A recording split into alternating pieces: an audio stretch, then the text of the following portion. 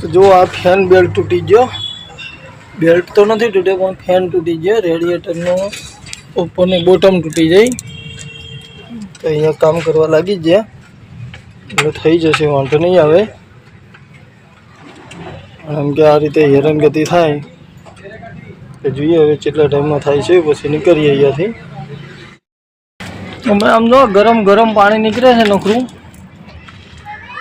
એકદમ ઢાંકણ ખુલ્લી રેડિએટરનું, એટલે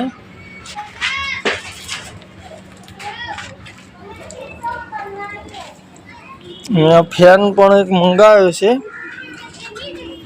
એ ફેન આવી જશે એટલે એ પણ ફિટ થઈ જશે।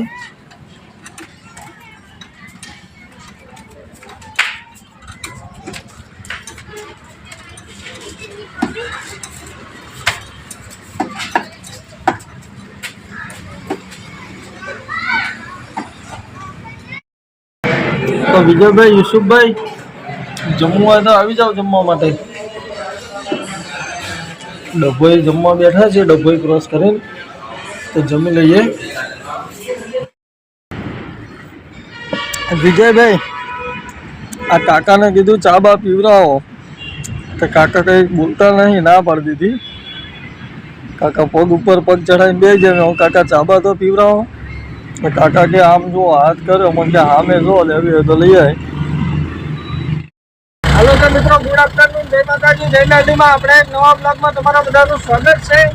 તમે જોયું એ રીતે આપણી હાલત તો બગડી જ જાય છે, ગાડું ફસાઈ ગયું એટલે તો ત્યાંથી માંડ કરીને ગાડી કાઢી, તો ગાડી કાઢતા આપણી ગાડીમાં એક નુકસાન થઈ ગયું છે। મતલબમાં રેડિએટરનો જે બેલ્ટ આવે, જે પંખો, એ પંખો તૂટી ગયો છે રેડિએટરનો, એના હિસાબે ગાડી ઓવર ગરમ થાય છે, એટલે ગાડી ફસાયેલી તો પરાણ કાઢી લીધી। પણ હવે અહીંયા આગળ દિવાળિયા છે तो જોઈએ ત્યાં આગળ કોઈ ફોરમેન મળી આવે તો આપણે પહેલાં કામ કરાવી લઈએ અને પછી કામ કરાવીને વધીશું આગળ। તો હવે પહોંચે પહેલાં દિવાળિયા, ત્યાં જઈને બતાવીએ ફેનનું, રેડિએટરનો પંખો આખો તૂટી ગયેલો છે, પહેલાં કામ કરાવીએ જઈને। તો જો આ ફેન બેલ્ટ તૂટી ગયો, બેલ્ટ તો નથી તૂટ્યો પણ ફેન તૂટી ગયો, રેડિએટરનો ઉપરની બોટમ તૂટી જાય તો અહીંયા કામ કરવા લાગી ગયા એટલે થઈ જશે, વાંધો નહીં આવે। આમ કે આ રીતે હેરાનગતિ થાય તો જોઈએ હવે કેટલા ટાઈમમાં થાય છે, પછી નીકળીએ અહીંયાથી। અમે આમ જો ગરમ ગરમ પાણી નીકળે છે નોકરું, એકદમ ઢાંકણ ખુલ્લી રેડિએટરનું, એટલે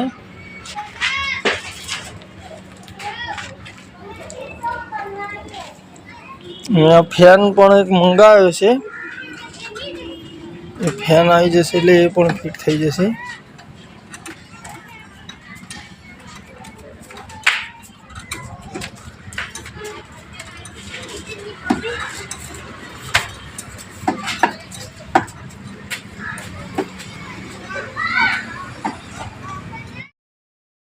તો જો આપણે સામાન લેવા જતા, તો સામાન લઈને ત્યાંથી નીકળી ગયા અને આપણે જવાનું છે 40 કિલોમીટર, ગાડીએ દેવલિયા। તો બસમાં બેસી ગયા છે, તો જઈએ પહેલાં ત્યાં ગાડીનું સામાન લઈને ફિટ કરાવી દઈએ। ભાઈ જુઓ, અત્યારે વાગી ગયા રાતના 9 અને અત્યારે આપણું ગાડું રિપેર થઈ રહ્યું। તો હવે અહીંયાથી આપણે નીકળીએ અને હવે કન્ટિન્યુ જર્ની સ્ટાર્ટ કરી દઈશું। જો અત્યારે આપણે આઈસર એન્ટર કરી લીધું ડભોઈમાં, અને મિત્રો ખરેખર આજે એ બધી ગાડીએ હેરાન કરી કાઢ્યો। એક બાજુ ગાડી ફસાઈ ગઈ, એક બાજુ પંખો રેડિએટરનો તૂટી ગયો, એક બાજુ સવારમાં પંચર પડી ગયું રાત્રે, એટલે અડધી રાતના હેરાન થઈએ છીએ। તો આજે બીજી અડધી રાત થઈ ગઈ અને અત્યારે આપણે ગાડી ખાલી કરીને હજી ડભોઈ પહોંચીએ, હજી કન્ટિન્યુ ચાલે જ જઈશું અને હજુ આપણે જમવાનું મિત્રો બાકી જ છે। તો હવે આગળ ક્યાંક રાખીશું જમવા માટે, અને જમી બમીને પછી આગળની જર્ની સ્ટાર્ટ કરીશું। તો જોઈએ હવે ક્યાં સારી હોટલ આવે છે, જ્યાં સારી હોટલ આવે ત્યાં પહેલાં રાખી દઈએ જમવા માટે। તો ડભોઈ ક્રોસ કરી જ્યાં હોટલ આવશે તો ત્યાં જમી લઈએ। તો ભાઈ જુઓ, અહીંયા હોટલ આવી ગઈ છે તુલસી, તો હવે અહીંયા ગાડી લગાડી દઈએ। આ રીતે લોકેશન છે તુલસી હોટલનું, તો અહીંયા ગાડી લગાવીને પહેલાં જમી આવીએ મિત્રો, પછી જમીને આગળની જર્ની સ્ટાર્ટ કરીએ હવે, કેમ કે સવારે જમવાનું કંઈ ઠેકાણું પડ્યું નથી ને અત્યારે જમી લઈએ પહેલાં. તો વિજયભાઈ, યુસુફભાઈ, જમવું હોય તો આવી જાઓ જમવા માટે.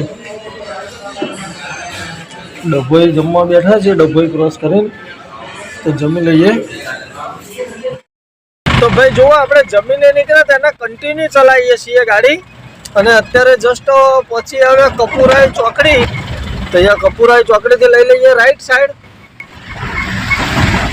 વડોદરા લખેલું આવી ગયું ભાઈ.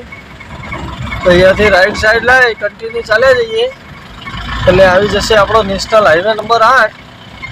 તો હવે નેશનલ હાઈવે નંબર 8 ઉપર ચાલ્યા જઈશું કન્ટિન્યુ. તો મિત્રો જુઓ, આપણે નેશનલ હાઈવે નંબર 8 ઉપર ચાલ્યા જઈએ છીએ. અને આ સીધો રસ્તો જે છે એ જતો રહે વાસદ. એટલે આપણે વાસદ નથી જવાનું, કેમ કે વાસદનો ટોલ પ્લાઝો વધારે મોંઘો પડે આપણને. તે ટોલ મોંઘો છે એટલે અહીંયા બાજુમાંથી એક કટ છે ત્યાં ખાલી સાઈડ લઈ લઈએ એટલે ત્યાંથી આપણે ગાડી જતી રહેશે એક્સપ્રેસ ઉપર.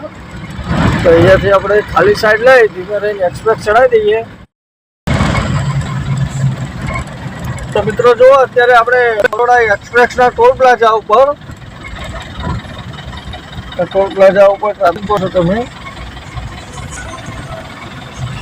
સાંજ પડે એટલે અહીંયા ટ્રાફિક હોય છે જ આવું. હવે આ ટ્રાફિક ક્રોસ કરી આગળ જઈએ પછી મિત્રો આગળ ચા પીવાની ગણતરી છે.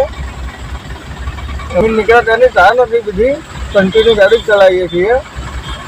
તો અહીંયા આગળ એક રજવાડી ચાનું બન્યું છે, તો ત્યાં આગળ આપણે રજવાડી ચા પી લઈએ અને ભાઈ રજવાડી ચા પી પછી આગળની જર્ની સ્ટાર્ટ કરીએ. તો થોડા ટોલ પાર કરી વિજયભાઈ, આ કાકાને કીધું ચા બા પીવડાવો તો કાકા કંઈ બોલતા નહીં, ના પાડી દીધી. કાકા પગ ઉપર પગ ચડાવીને બે જાય, હું કાકા ચા બા તો પીવડાવો. કાકા કે આમ જો હાથ કર્યો, મને કે સામે જો લેવી હોય તો લઈ આવે. મિત્રો જુઓ, આપણે ચા પાણી કરીને નીકળ્યા તેને કન્ટિન્યુ ડ્રાઈવ કરીએ છીએ. અને અત્યારે જસ્ટ પહોંચી આવ્યા આણંદ. તો આગળ ટોલ ગેટ આવે ત્યાંથી આપણે ગાડી ખાલી સાઈડ લઈ લઈશું એટલે બહાર કાઢી લઈએ. પછી આપણા નેશનલ હાઈવે નંબર 8 ઉપર ચાલ્યા જઈશું. તો ટોલ ગેટ આવે બતાવું આગળ તમને. તો ભાઈ જુઓ, આવી ગયું આણંદનું ટોલ પ્લાઝું. હવે આ ક્રોસ કરી અહીંયાથી કન્ટિન્યુ ચાલ્યા જઈશું આપણે. ખુલ્લી ગઈ.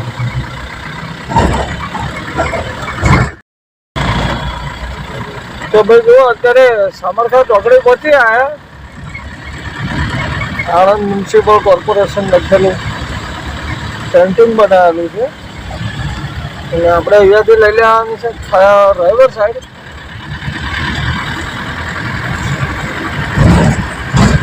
તો હવે આપણા નેશનલ હાઈવે નંબર 8 ઉપર કન્ટિન્યુ ચાલ્યા જઈશું મિત્રો. રાતનો વ્યૂ કંઈક આ રીતે આવે છે.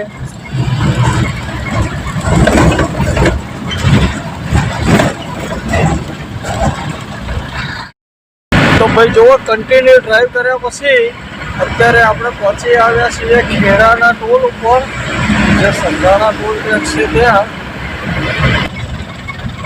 તો ભાઈ જુઓ, હશે સંધાણા ટોલ ટેક્સ ખેડાવાળો.